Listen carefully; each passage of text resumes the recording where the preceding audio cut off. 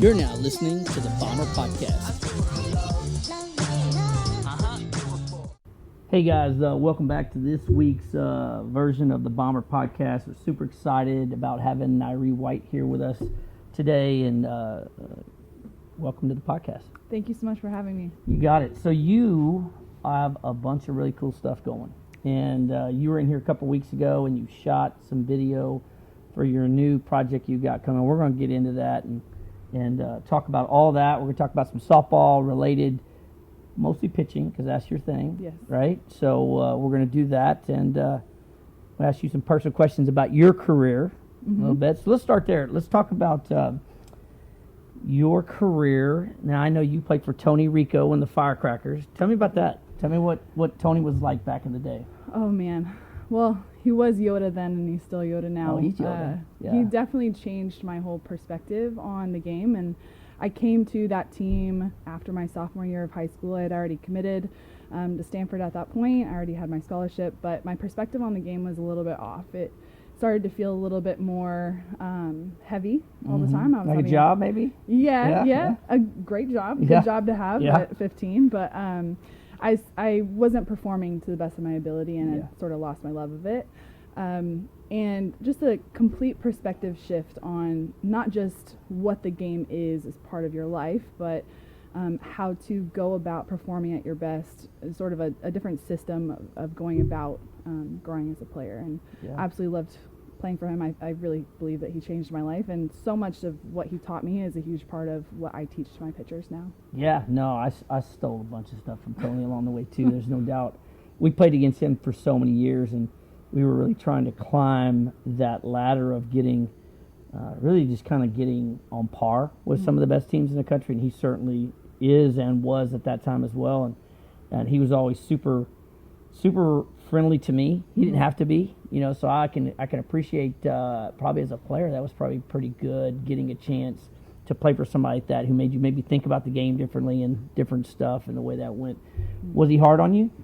Very much so, yeah. He treated us like professionals, and he always told it like it was. He didn't sugarcoat things, said it how it was, but also had a really deep care for us as people, and that always showed through, but allowed us to have that honest relationship.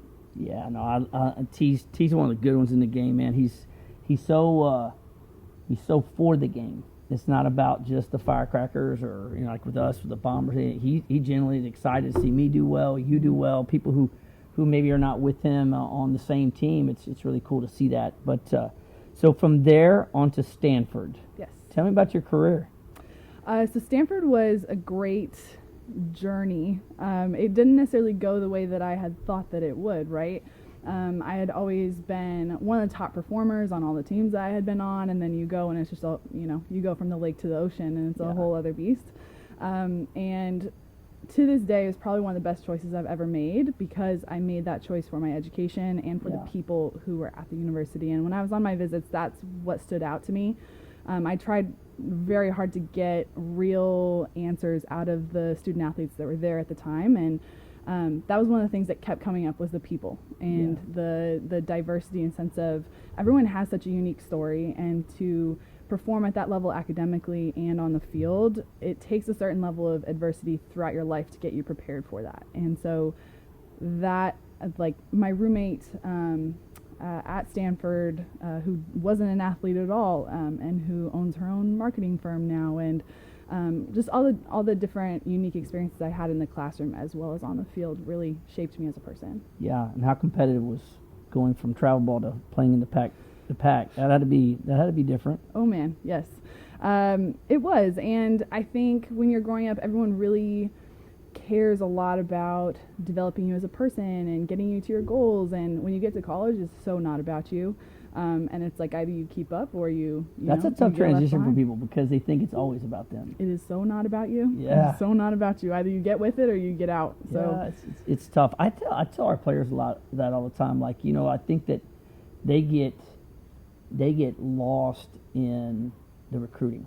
The euphoria of how it is at recruiting, where it's all about you. Yes. And then all of a sudden you get there. And not that the coaches are wrong for treating you that way. They have 20 other players, and they've got a job to do, and it's about doing a job, and you have a role in that business, the business of Stanford softball winning the Pac, was it Pac-10 or Pac-12 then? It was Pac-10 then. Pac-10, winning the Pac-10.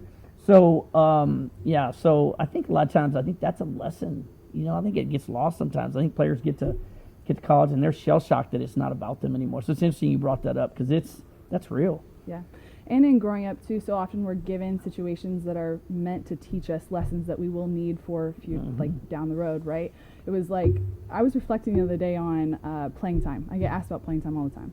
I sat probably 4 years of my whole softball career. I sat the bench because I was challenging myself on great teams. And it was sitting the bench in travel ball that taught me how to sit the bench at the World Championships with Team USA. I wouldn't have been able to be a good teammate in that situation if I hadn't done it before. Which is such an oddity today, because if you're not starting, people just jump. Right. They leave. Right. And that's happening in today with the portal. You're not going to play me, I'm going to leave. Exactly. And so I think getting lost in the recruiting process, it's like, coaches care about what you present, on the field, but it's also, like, I know my dad talks all the time about finding people who are going to fight for the program and not just for their own playing time, for their own stats. But, all those experiences were key by the time I got to Stanford. And even then, I still wish that I had gone through more hardship than I already had in order to prepare me for that experience. Rare. Like, nobody talks about, I want more hardship. I want to be prepared better. That's such a different thought process, and I think it's a lot of people want to act like it's not in our game. There's a lot of coaches that teach that, and it's really cool. When you see a player who's come up in a very tough, hard-nosed, nothing given to them, earn everything they get situation, because they always flourish later on. Right. They just always do. It's never, I tell ours, can't put this much in and get that much out, or vice versa. If you're willing to invest in the hardship, you're going to probably succeed something, whether it's player, coach, being a wife, a mom, whatever that looks like, it's gonna look good for you down the road. So, it's interesting because, I think a lot of times, especially as a pitcher, you have to be okay with not being in the game, because you're not in the game a lot. Right. Either you're starting or you're not in the game. It's not like you're playing another position and you're waiting your chance to do something. So I think that's an interesting thing too, because like for our team right now, we have 4 pitchers, and I always worry, like, are you getting enough innings? Are you happy? Because I want them to be happy, and they genuinely, I think, most of the time are, but they all want the ball, like any other good pitcher wants the ball. But that's a tough mentality to create. And I think maybe that's an area that maybe as coaches, all of us, trying to build on that, the toughness that comes with not being on the field. Right. Because we always talk about being tough on the field. Yeah. Well, and often we ask for the ball, but only in a certain circumstance. Yeah. Like, how often do we ask for the ball and then we complain when we get the opportunity to close a game? And it's like, you're not ready for it. You're not ready for it because it's not under the circumstances that good talent is flexible. Either you're going to ball out as a starter and a closer, or as neither, right? Yeah. And it's like, you don't see anyone in MLB complaining about being a closer. Like, that role is just as important for the game as being a starter. And learning those unique mindset skills and performance skills as a closer, as a middle reliever, is key for also becoming the best starter that you can be. Yeah, and I think your dad's team, Texas is a good example. You have 3 or 4 really good arms. Somebody's going to be in relief. Yeah. You're going to be a reliever of some sort. So I think it falls on the travel ball coaches to really do a better job of teaching that mentality of closer, middle, bridging you from one pitcher to the next. You may throw to 3 batters. We had that conversation with our pitchers the other day. Is like, we'd rather create an environment where we go to you, you're down in the pen, you're staying loose, you may come in and throw to 1 batter. You get lefties out better than she does. Right. And because of the re-entry rule, we can do that. Now, you have to be open-minded to that, because if I bring you in, you throw to 1 batter, and I put the other one back in, you can't get your feelings hurt, because that was your role, was to get that kid out. And it's not taught, and I think it's tough for college coaches all of a sudden. Hey, this is your role, right? Yeah. This is what you got to do. So I think we play a huge role in that process. And I think it's important that we continue to figure out where the gaps lie between our role in development and what the next level looks like. And for most of our players, that's the major leagues. When they get to college softball, that's the top of the pinnacle in a lot of ways, because most of them won't play pro softball or whatever that looks. That's a whole different conversation that we won't dabble into today. But But I think it's an interesting one, certainly. And I think as a pitching instructor, that's probably a challenge you have to try to teach them as well. You got to be ready. It's tough to be ready when it's time to be ready. Right. I think it touches on other situations too. It's like I tell my girls all the time. I hear about bad fielders all the time. About my team is not playing up to my level, or well, we lost the game because of fielding errors. You can't ask for that role. You can't ask for the role of pitcher to be in the circle, the one with the ball. You're asking to be the hero. Mm-hmm. And then you get the opportunity to be the hero, and you don't want to be in that circumstance. So I think under all of it is like a set of values. It's a mindset. It's a perspective that's different from just always being the one with the most innings, the most strikeouts. It's like, who are you as a teammate? Yeah. How are you contributing to the team in any role that you get? You can't pick and choose when you want to perform and when you don't. It's tough. It's interesting. I saw a text message from a player. It's funny you brought that up. It was a text message that came across, and it was along those lines, like, hey, I need to find a different team to play on because my teammates aren't making enough plays behind me, or they're doing this. And I legit, my brain went to, wait, I'm not getting text messages from the shortstop saying, hey, you gave up a bomb. Right. Like, it's they go hand in hand. I think pitching is a tough, not a pitching guy. So, and I think you and I talked about this. I try not to dabble in things I'm not skilled at, right? So I'm the coach that puts the arm around them and tells them great job. I'm also the guy that puts the arm around them and tells them, hey, we got to be better. And I'm also have to be the guy that goes and give me the ball, right? So, but that's the extent of my pitching value, really, that as a coach. Now I have a pitching coach who's phenomenal, mm-hmm. and those are conversations that I just sit back and listen to and try to champion. Hey, you understand what he's going with that? We got to work ahead. We can't get behind to get into plus counts, and the good hitters are going to punish that. Those kind of conversations. But at the end of the day, like, as a pitcher, I can't fathom. It's almost like playing quarterback. The ball's in your hand on every play. Mm-hmm. And it takes a special player, I think, to be able to handle that role, because it's not an easy one. Mm-hmm. It just isn't. So as a player for you, when you were in college, just talk about it from that perspective.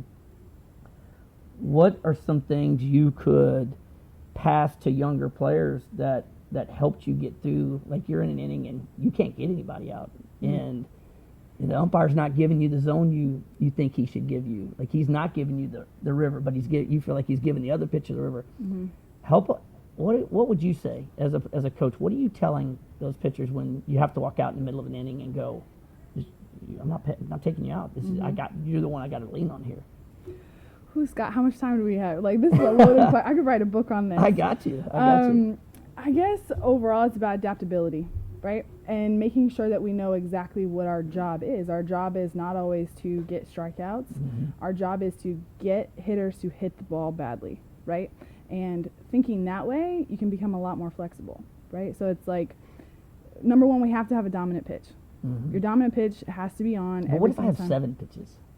Forget it. You know what I mean? Because that's today. Everybody goes, what pitch you have to do this? I think that's what gets a lot of people in trouble. Yes. You're kind of master of a few of them, but none of them. Yeah. Master of none. Yeah. I know, and I really think all of this starts too from being very careful about what we are teaching on mm-hmm. the development side, because quality is everything. Quality is everything. Your strongest pitch is going to be your most effective pitch. Forget that the hitter can't hit a curveball, but if your curveball is crap, then why are we throw your best pitches, throw your strengths, make them beat your strengths. So I think some of it does start on the development side. In terms of in the middle of an inning, we have to be adaptable. It comes from knowing and understanding your own arsenal, having a good skill set in terms of location. Location is like, it's something that we all know is super important. We say all the time it's the most important element, mm-hmm. but do we actually know how to hit spots, right? I can't tell you how often I ask a player, okay, how do you hit your spots? What's your strategy, right? What's the technique that we use to hit spots? And it's like, excuse me? Crickets, right? It's like, I don't actually know. Yeah. So making sure that girls we talk about confidence, but how am I supposed to be confident if I can't take it apart and put it back together, if I don't understand it from the inside out? And it doesn't matter if I'm a coach and I can come out on that 1-minute mound meeting and say, you need to do this, this, and this. If she doesn't have that underlying knowledge and understanding of mm-hmm. pitching itself, of mechanics, of location, of how pitch calling works and why, then how can I expect her to be confident in her ability when everything hits the fan. Yeah, and it's interesting because I think a lot of kids equate confidence with speed. Like if they throw hard, that's their steroids, right? Mm-hmm. Like they just I throw hard, but they don't understand, like they can't value command. They can't value being able to throw in spots, like you said. Mm-hmm. There's value behind the pitch we're going to throw because you locate well, right? And so many kids come in and think, I've got to throw hard, and as I recall, you and I talked about that was not your thing. It was just speed. That was not what you were built on. And I've talked to other college coaches, some that knew you well, and said you spun it like it didn't get spun, right? So that was and today, that's what everybody wants to do. Mm-hmm. Everyone wants to spin it. So talk about that. Talk about the difference between the hard-throwing pitcher and then one who spins it, and how those play off one another, and how great it is if you could do both. You know, it's tough. Yeah. So we have like 3 tools that we get hitters out with, right? We have location, we have speed, fast and slow, we have movement. And we have to be a master of 2, right? Mm-hmm. The greats are masters of all 3. Mm-hmm. But you need to know who you want to be as a pitcher, how your physical ability fits in with that. I was never going to throw 68. I definitely was trying to get to 62, 63 to make my movement more effective, but I knew that I wasn't going to throw 68. And so I had to find a way to get hitters out. And I had a huge advantage in my dad, obviously, being able to teach me. We're going to talk about that. Yeah, some guy I know. But teaching me how to move and spin the ball was key, and it became so much more fun that way. It becomes crafty. You get people out the other way. It sets you apart. Like I was very different in that sense, but it takes you leaving your ego at the door. Yeah. Right? Everyone says they want to spin it, but they want to spin it and throw 70, and it's like, it's great if you can do that. Do both if you can. But I don't think pitchers work on both. I think you have those kids who know, hey, I think that I say they don't work on both. What I'm saying is, there are those that know they're comfortable being in their own skin, throwing 62, but spinning it, right, and mixing speeds. The ones that throw hard just think, I need another mile an hour. Another mile an hour. And they're like, yeah, but it doesn't move. It's straight. And elite hitters hammer that pitch. Right. So it's interesting because we've had some really good pitchers along the way, and I've tried to think, and just kind of thinking about this conversation you and I were going to have, I was trying to think of, I've been very fortunate to be in the dugout with some really good pitchers. Sam Schau that was at Oklahoma State, Tierra Davis that played at University of Texas, Mackenzie Herzog that's at A&M right now, and all of them were so different. Mac had just this devastating changeup, but now, I heard the other day, she hit 71. That's scary. Yeah. Whereas T was left-handed, worked all these zones, had kind of a command of the zone, and could pound away at it and just challenge hitters. And then Sam was just altogether different critter. Threw hard, had a really nasty changeup, but they're all so different in their own way. And I think that's the uniqueness about pitching, is there is no identical way that you have to do it. Exactly. Exactly. You can't be afraid to create your own arsenal, to be unique. Mm-hmm. But also, for every type of pitch there's also a role model who fits that. If you really are, and I say this to kids all the time, are you really watching? How much are you really watching these games? When you go to a college softball game, are you really dissecting, okay, what pitches are we throwing and what counts? What are her strengths? What are her weaknesses? What do the mechanics look like? Compare the 2 pitchers. Making sure that we're really watching and going back. This, we didn't used to have, I couldn't look on YouTube when I was growing up and find 10 different styles of pitching and be like, who do I want to be? Yeah. And so making sure that we're really fully utilizing all the resources that we have now. And role models in the game, it's funny. My own daughter playing, I think it would have been challenging. I think at the time she was coming up, Caitlin Lowe was kind of who had just finished her career and was kind of a big deal. And she was a slapper, so that was the one person you could gravitate for her. She could gravitate and kind of, I remember her taking a lesson from Caitlin Lowe and how cool that was. But for the most part, most of them didn't have any role models. Yeah. They actually had baseball players.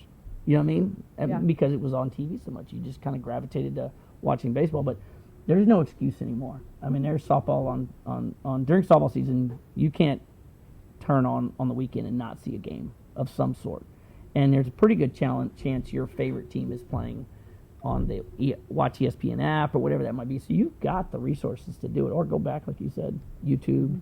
But it's just different for pitchers, and it's ironic because I think that in a lot of ways they don't have anybody, or they're not taking the time, like you said, to really emulate, like, I want to throw like her. Right.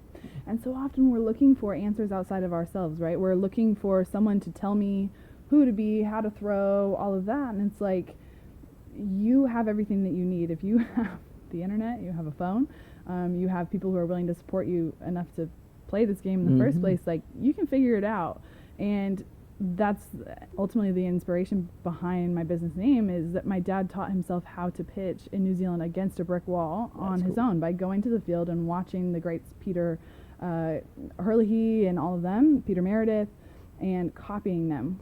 Throwing against a brick wall and copying them is literally how he became the best pitcher in the world. So hold that thought. We're going to take a commercial break, and when we come back, we're going to talk about what it was like having Mike White as your dad and your pitching instructor, and what that was, and how cool was that to see him now. Now he's a college coach, and he's teaching the game a lot like you, just in a different setting. But we're going to talk about that. So when we come back, we'll catch more with Nyree and what it's like to have Mike White as your pitching instructor.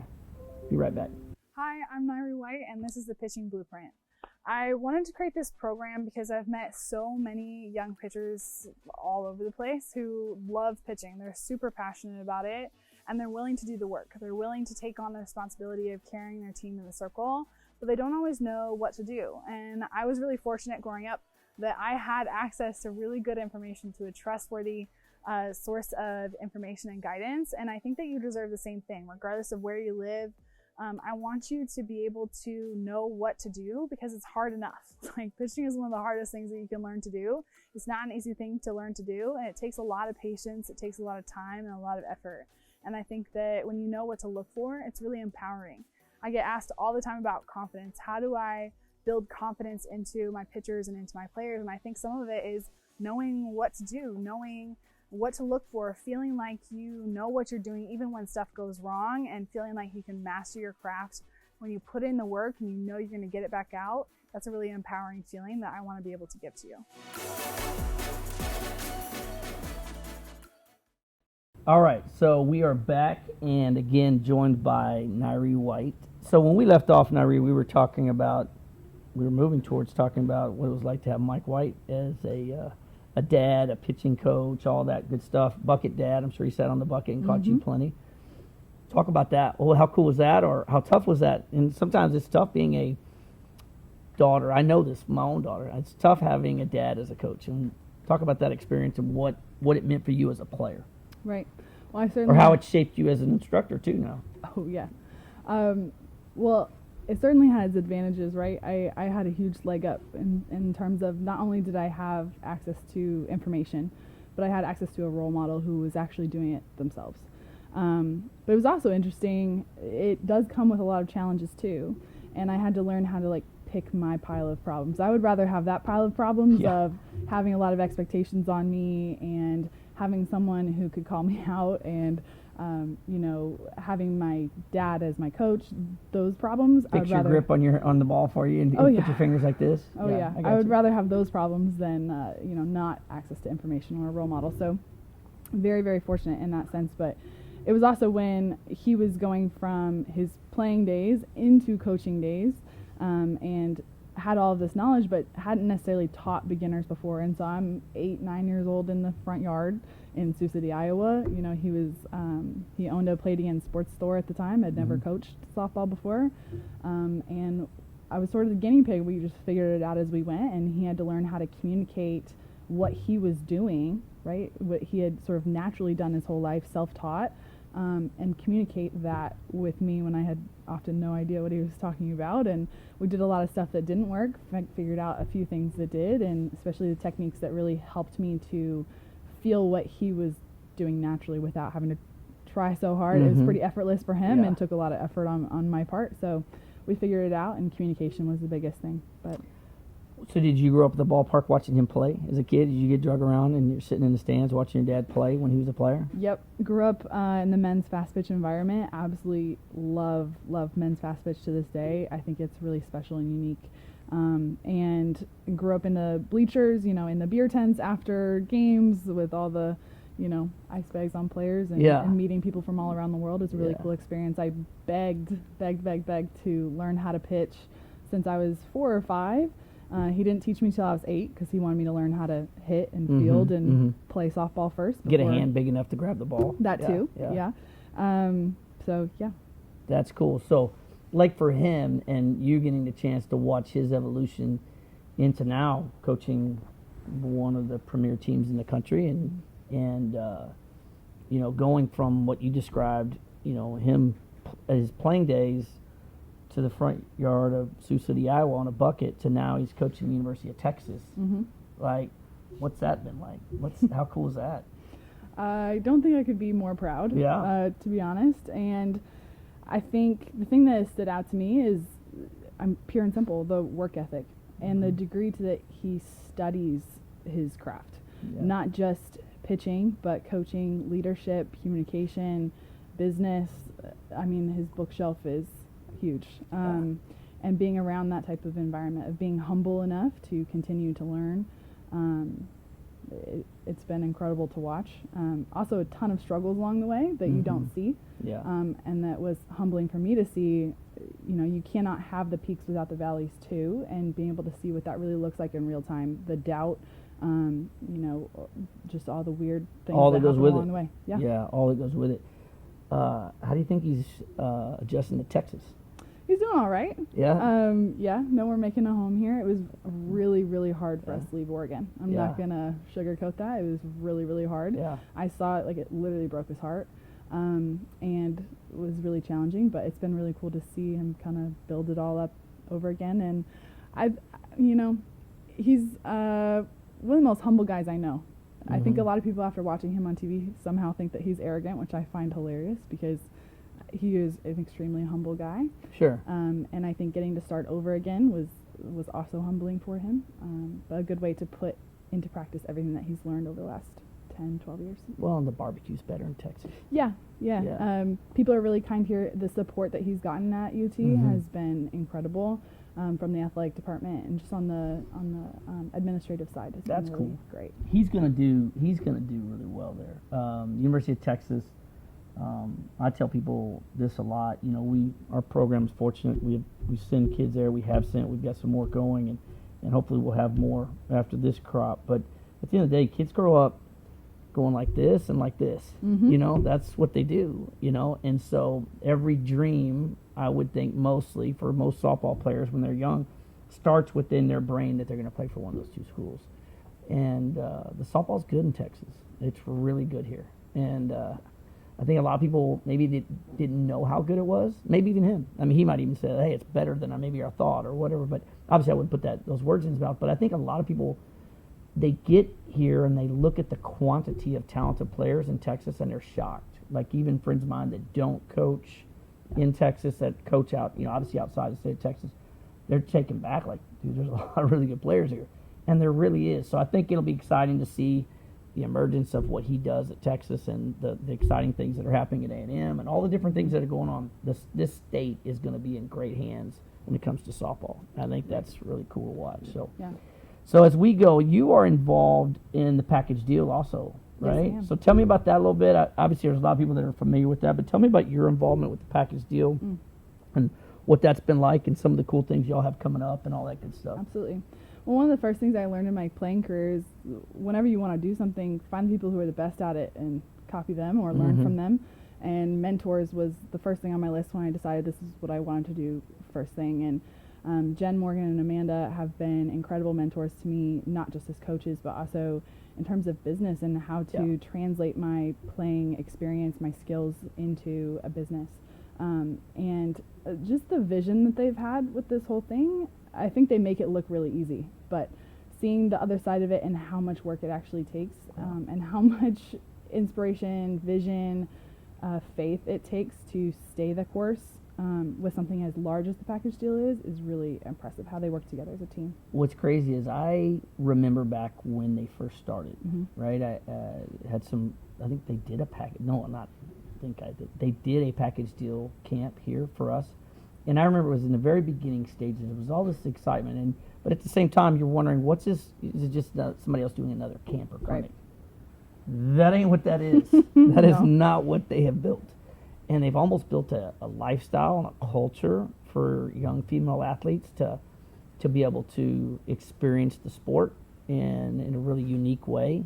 And every level is covered, whether it's the on-field stuff, the off-field stuff, all the things that go with that. And I just from afar, I'm impressed. Like, I'm just blown away at the heights that has become. The package deal. I mean, you're doing a clinic in Jerry World, right? Yeah. Like, so. Yep. Like, if you're doing that, like, that's like you might be reaching. Yeah. You might read. You're sponsored by Nike. Those kind of things. Like, what a cool thing I think for females athletes to be able to see, and they are entrepreneurs in a lot of ways. And it's not like there was some, roadmap on how to create what they created. They kind of cleared the road for a lot of people now, yourself and different people, to craft a business in this sport. And the way they've done it has been ultra impressive. It's just cool to see them do what they're doing, and it's really cool that you're part of that. And I know a couple other people that are, and they love the experiences they get from that too. So good luck with that. I think y'all got some tour going on where you're going to be doing kind of some big events, and I saw that happen. A bunch of stuff on social media with the package deal. So yes, 5-year anniversary tour coming up. I will be on 6 of those 8 stops, I believe. Yeah. Traveling all around the country, and I have learned so much from that experience. I love being a part of it, and I think there's something so special in not just what we tell young student athletes at these clinics, but what we show them too. Yeah. Every single person on this staff, on the roster, we walk the talk. Just in our work ethic at the camps themselves, behind the scenes, and really just sort of showing how it's done, from people who have actually done it themselves. Yeah, and the group of people that are associated with the package deal, that's kind of cool too. They're top notch.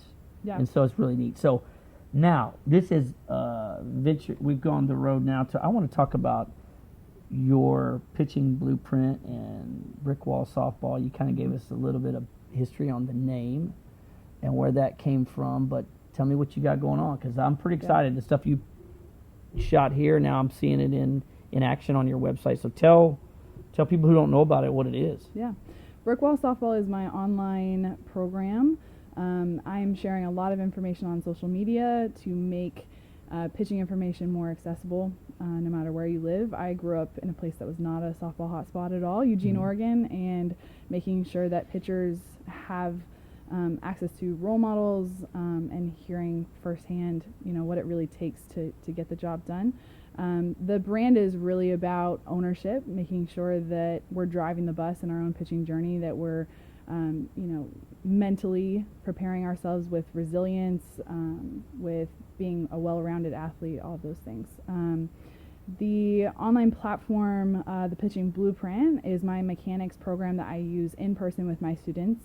I spent a year developing it, both online and in person, making sure that the system that I use in lessons can translate well online. And it's I was about clarity, about simplicity. I think when everything is important, nothing's important. And when so much I'm hearing a lot of pitching information, it's like, yes, that's true, but are we taking care of the priorities first? The things that are going to have the most impact on your ability to deliver location, movement, and velocity. And that comes down to mechanics.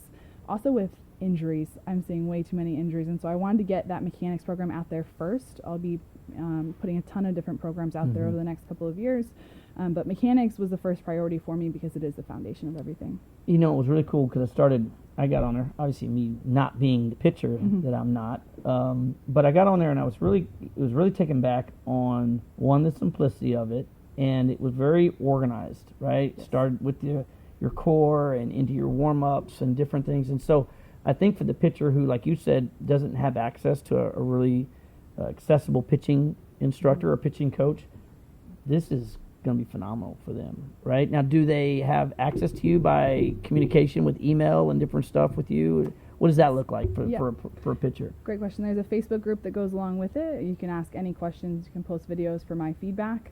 And then also the program goes through step-by-step the instructional information you need to know about each of the 7 key mechanics all elite pitchers have in common.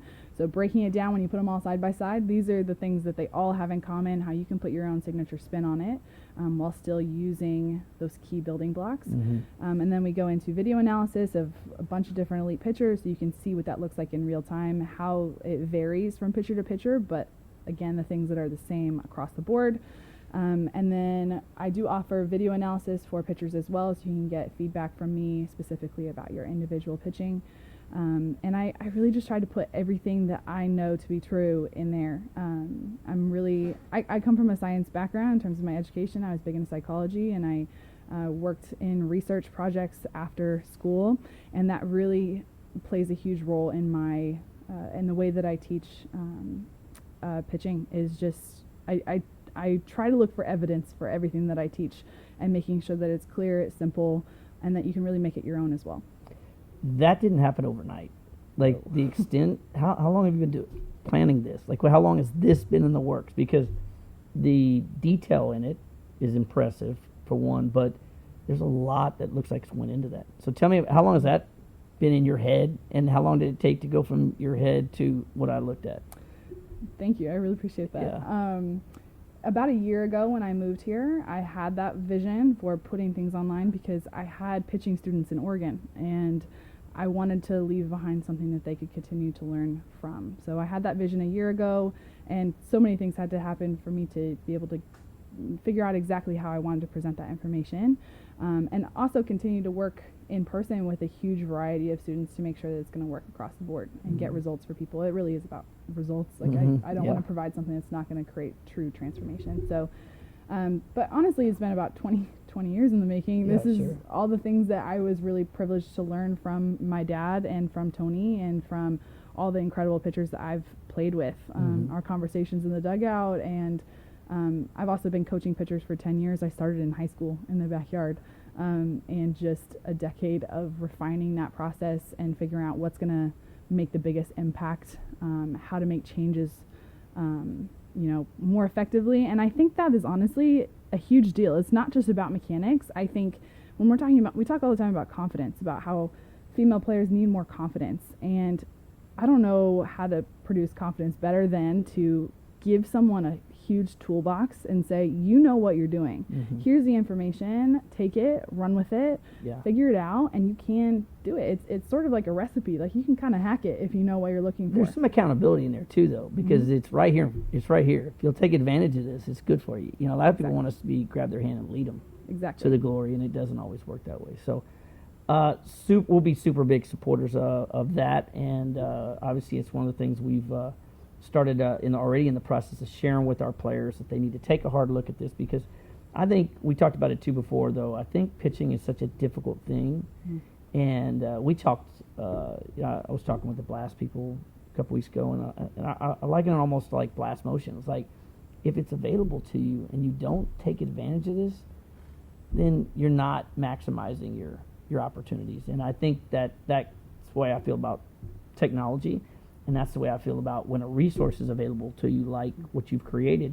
If you're not taking advantage of that, then you're really, I think, giving yourself a huge disadvantage. To all the hardworking pitchers who might take advantage of it, they've got a huge advantage against you. So I think, I hope in that way, I think people see the extreme value in what you've done, because I think it's really cool. So we'll be rooting for you to do really well there, and be a big proponent of the pitching blueprint for sure.